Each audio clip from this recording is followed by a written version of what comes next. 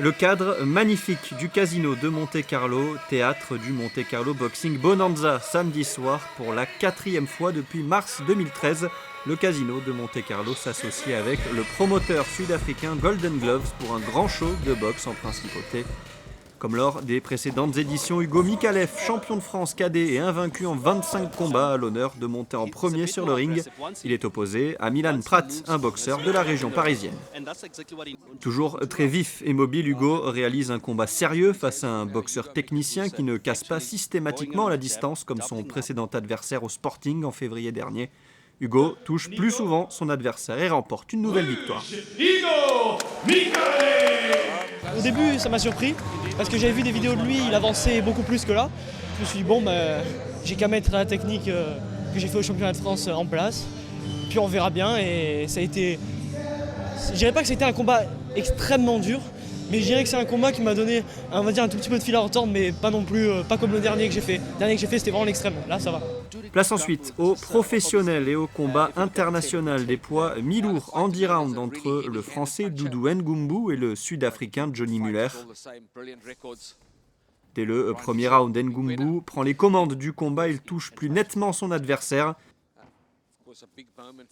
Plus mobile, il anticipe bien les coups du Sud-Africain et profite du manque de rapidité de son adversaire pour le provoquer et le contrer. Doudou Ngumbu remporte ce combat sur décision unanime des juges.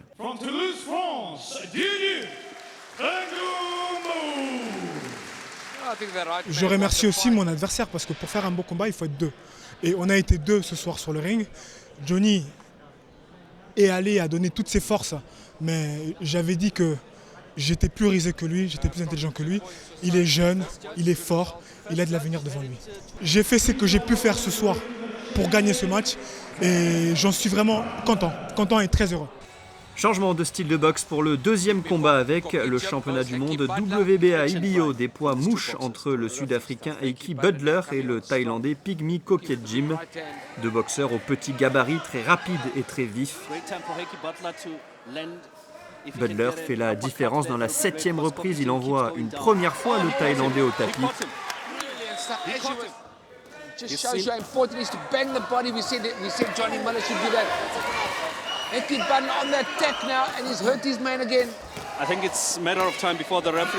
Le Sud-Africain sent que Koketjim est touché. Il accélère de nouveau et envoie 2 fois le Thaïlandais au sol dans la 8e reprise.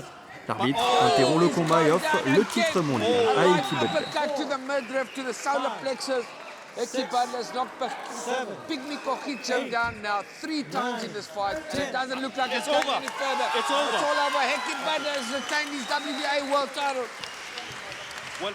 Deuxième français sur le ring ce samedi soir, Yuri Kalenga affrontait le Polonais Mateusz Masternak lors du championnat du monde WBA par intérim des poids lourds légers.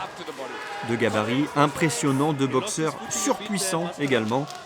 La stratégie du Français est simple, il avance sans cesse et harcèle le Polonais de coups en travaillant notamment au foie. Masternak vacille au 8e round, mais Kalenga ne parvient pas à porter un coup décisif pour le mettre KO. Au terme des 12 rounds, le verdict sera donné au point et à 2 juges contre 1, Yuri Kalenga remporte ce rude combat et devient champion du monde WBA des poids lourds légers. Très heureux de l'avoir gagné parce que je me suis entraîné dur pour ce combat. Franchement, je méritais ce résultat, donc je suis content de moi. J'étais trop puissant, mais le problème c'est que c'est quand même un boxeur qui a du travail, c'est pas un peintre comme j'avais dit. Il a vraiment du boulot, donc j'ai fait tout ce que j'avais préparé, comme je me suis préparé, donc franchement je suis content de mon résultat.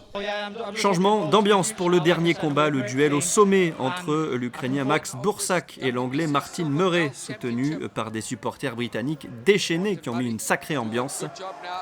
Bursak vient systématiquement au corps à corps et se colle à Murray pour briser le rythme du combat. L'Ukrainien inflige même quelques coups irréguliers pour faire dégoupiller Murray, mais l'Anglais reste fidèle à sa tactique. Il est très précis, technique et multiplie les beaux enchaînements. Il s'adjuge la ceinture WBC des poids moyens au terme d'un combat parfaitement maîtrisé.